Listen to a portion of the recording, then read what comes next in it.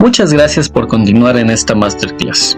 En los siguientes minutos expondré algunos de los jaques mates más veloces que se han jugado en toda la historia del ajedrez, y es que es muy probable que en este punto entienda por qué el ajedrez es un juego de estrategia. Jugar sin un plan muchas veces es contraproducente y terminamos haciendo muchos deslices que nos cuestan el triunfo. Es por ello que en muchas competencias, no solo de ajedrez, los participantes entrenan antes de su competencia.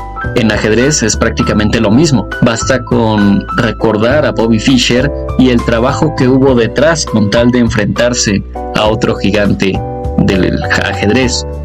La partida entre Boris Spassky y Bobby Fischer marcó significativamente los campeonatos de ajedrez a nivel mundial. Tal y como se puede observar en la película La jugada maestra, una película que se basa en la historia de Bobby Fischer, un prodigio del ajedrez con severos problemas mentales. La trama se centra en la famosa partida en Islandia, donde Fischer le arrebata el campeonato mundial de ajedrez al entonces campeón Boris Spassky en 1972. Ambientada durante la Guerra Fría, pues la película nos muestra cómo Fischer se encuentra atrapado entre dos superpotencias y sus propias luchas, mientras desde luego desafía al Imperio Soviético.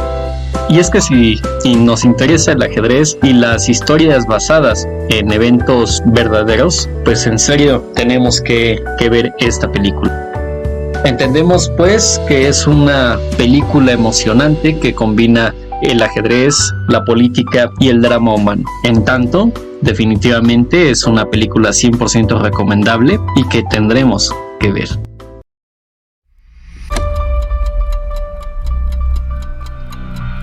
Este juego es como una ratonera. Tras solo 4 movimientos hay más de 300.000 millones de opciones que considerar. Puede acabar llevándote al límite. ¿Quién le ha enseñado a mover así? Ha aprendido solo. Si le quito las piezas sigue jugando en su cabeza día y noche. Puedo decirles que tiene un gran potencial. El prodigio norteamericano del ajedrez, Bobby Fischer, se ha convertido en el gran maestro más joven de la historia de este juego. ¿Cuál es tu próximo objetivo? Quiero jugar contra los rusos. Son los mejores del mundo y pienso ganarles. La Fischermanía ha empezado a arrasar el país. Mi siguiente invitado es Bobby Fischer.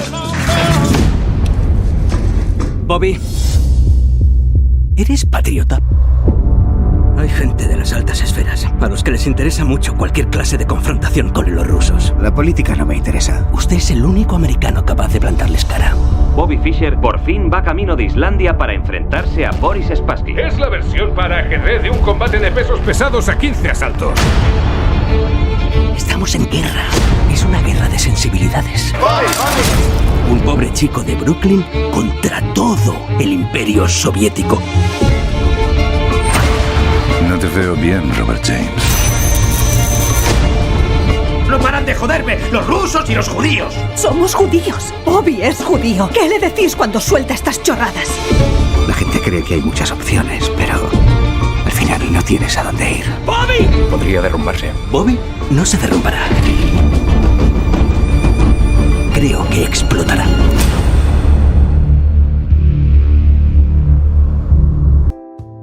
Pues bien, existen algunas pifias que han sido cometidas por muchos ajedrecistas en sus inicios y es menester que las observemos con un solo propósito: no cometerlas y, si es posible, mejorar.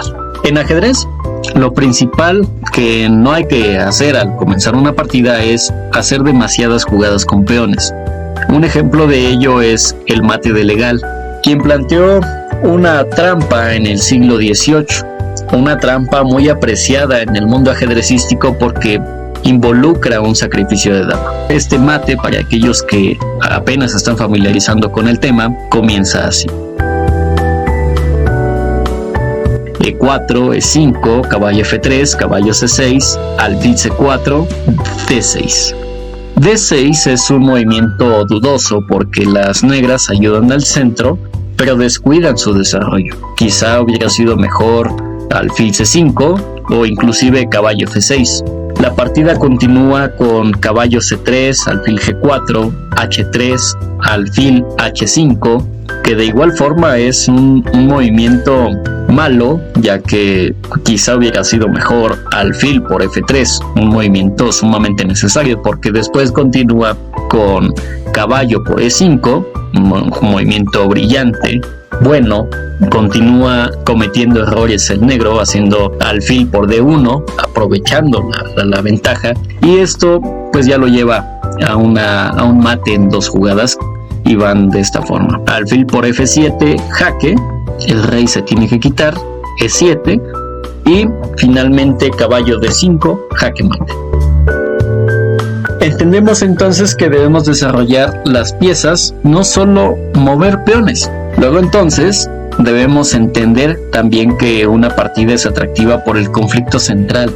En ocasiones, mover los peones de las columnas adyacentes no es muy buena idea, debido a que un mal movimiento y la partida puede acabar muy pronto. Por ejemplo, el jaque mate de loco, uno de los jaques mates más veloces que existen en ajedrez, el cual se produce en tan solo 2 jugadas. Para ello, las negras necesitan que las blancas avancen su peón de G 2 casillas y posteriormente el peón de F en sus 2 primeras jugadas. Estos movimientos debilitan la diagonal que va de E1 a H4, con graves consecuencias, ya que el segundo jugador puede llevar su dama a H4 después de haber movido su peón de E en la primera jugada.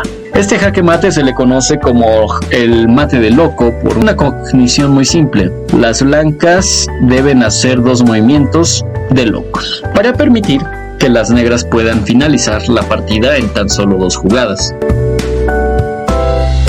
Tal es el caso de F3, lo que comentábamos. E5 permite el ataque al centro, viene G4 y mate en una jugada, dama H4, jaque mate. Así es como se consigue el mate de loco.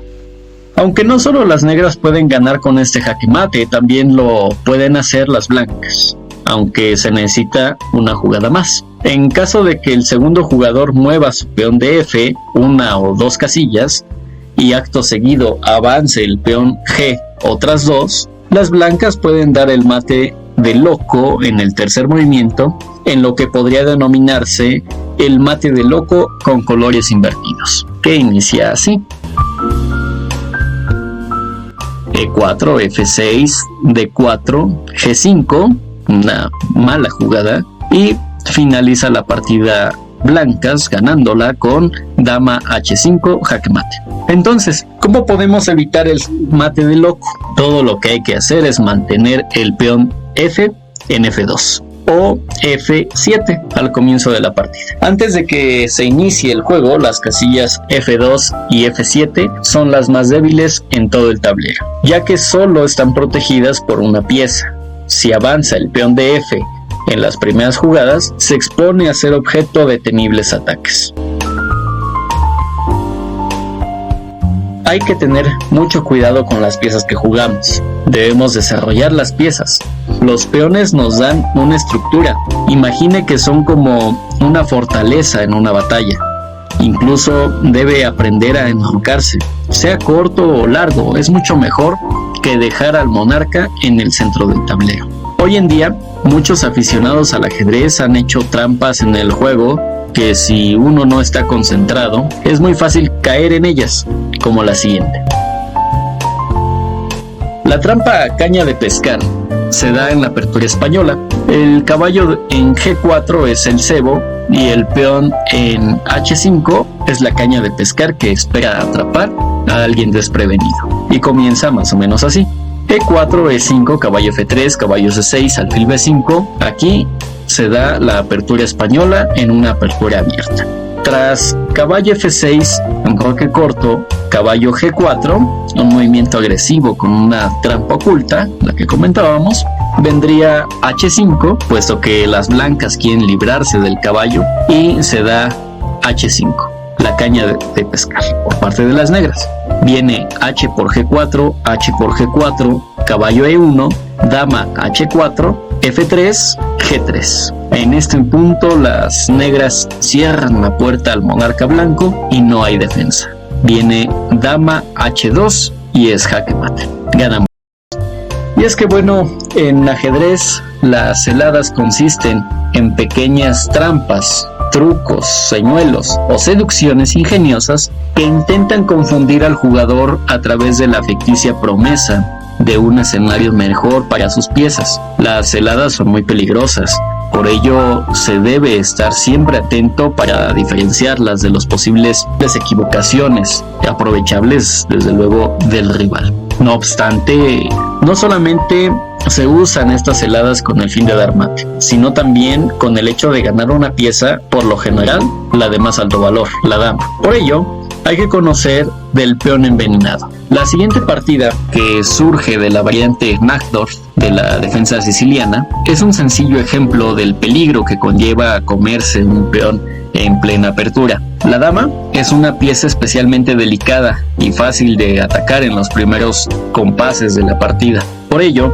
lo más prudente es esperar a tener el resto de las piezas desarrolladas antes de ponerla en juego. Sin embargo, toda regla tiene su excepción y el genial Bobby Fischer demostró en alguna de sus partidas que en ciertas situaciones es jugable y hasta bueno comer ese tipo de peones. Si en la posición que estamos viendo en pantalla se da dama por B2, después vendría caballo A4 y entonces en este punto se pierde la dama. Se deja entonces para el análisis. Finalizo esta masterclass con un jaque mate que entre principiantes es muy usado. Muchos en sus inicios han perdido con este mate y estoy hablando ni más ni menos que del jaque mate pastor, uno de los primeros jaques mates con los que suelen encontrarse los jugadores principiantes. Y aquí la idea es muy simple: las blancas atacan la casilla F7 con la dama y el alfil en las primeras jugadas, con el fin de dar mate en apenas 4 movimientos. Para dar este jaque mate se debe comenzar la partida con E4. Esto permite que tanto el alfil de casillas blancas como la dama se desarrollen en las siguientes jugadas y el alfil se va a situar en la casilla C4, apuntando F7, mientras que la dama puede desplazarse tanto a H5 como a F3 viendo hacia la casilla F7. E4, E5, alfil C4, caballo C6, dama H5, caballo F6 y dama por F7, jaque mate. ¿De qué manera se puede defender contra el jaque mate pastor? Una vez que las blancas desarrollen su dama, bien a H5 o F3, puede proteger la casilla F7 con dama E7 o dama F6, incluso con el caballo a caballo H6, o bien bloquear la acción de la dama con G7, G6, en caso de que se encuentre en H5. El ajedrez es un juego complejo que combina elementos tácticos y estratégicos. Para los jugadores menos experimentados, las partidas pueden parecer una serie de episodios tácticos, a menudo no relacionados entre sí. Sin embargo, a medida que los jugadores avanzan, adquieren un mayor control y los errores más graves disminuyen. La táctica es fundamental para ser un jugador fuerte. Implica el cálculo de variantes concretas y la capacidad de evaluar posiciones específicas sin cometer equivocaciones. En el ajedrez, la mayoría de las posiciones son tan complicadas que el simple cálculo no es suficiente. Aquí es donde entra en juego la estrategia. Y es que la estrategia implica una visión global de la partida a medio y a largo plazo. Los jugadores estratégicamente fuertes evalúan opciones considerando cómo se va a desarrollar la partida en su conjunto. A menudo un jugador con debilidades tácticas confiará en su intuición para tomar decisiones estratégicas. Un gran jugador de ajedrez encuentra un equilibrio entre táctica y estrategia. No se trata solo de calcular variantes o evaluar posiciones, sino de comprender cómo encajan las piezas en el tablero y cómo se desarrolla la partida. Algunos campeones mundiales como Capablanca y Karpov destacaron por su visión posicional, mientras que otros como Lasker y Tal sobresalieron por su capacidad táctica. En resumen, el ajedrez es un juego que requiere tanto habilidades tácticas como estratégicas. El jugador que logra este equilibrio se convierte en un verdadero maestro del tablero.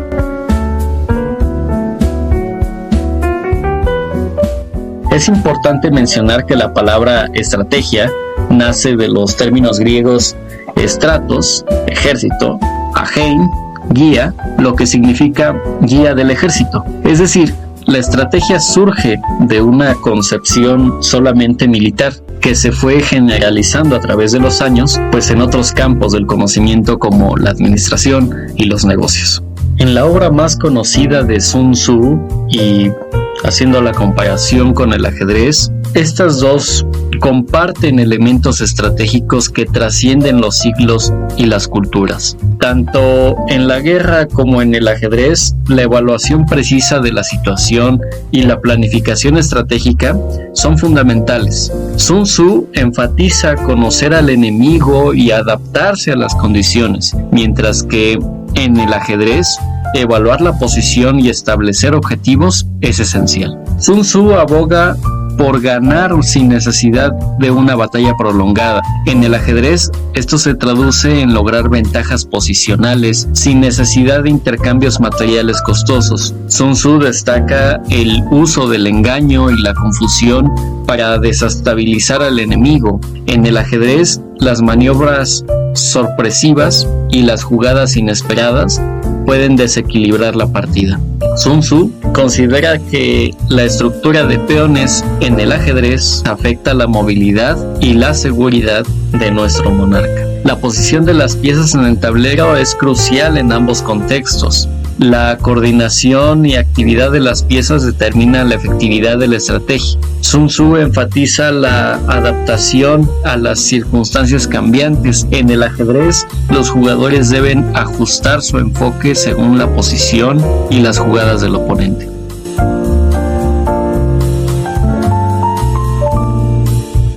La flexibilidad estratégica permite aprovechar oportunidades y superar obstáculos, ya sea en el campo de batalla o en el tablero. Sun Tzu destaca la importancia del liderazgo sólido y la disciplina en la ejecución de la estrategia. En el ajedrez, la concentración, la paciencia y la toma de decisiones son esenciales.